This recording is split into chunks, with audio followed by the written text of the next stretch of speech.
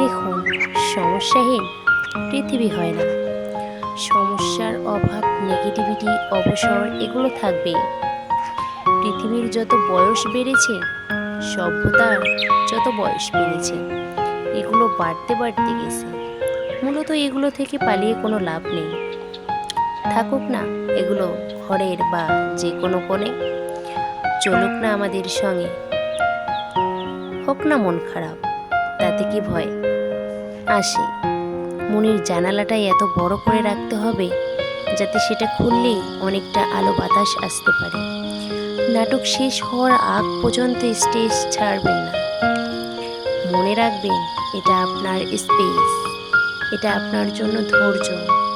Comedy হোক বা steady, এই জীবন নাটকের নায়ক আপনি, নায়িকা আপনি। নিঃশ্বাসটা যেমন মানুষকে বাঁচিয়ে রাখে, আর বিশ্বাসটা সম্পর্ক বাঁচিয়ে রাখে। তাই নিজের জীবনের প্রতি কখনো আফসোস রাখবেন না।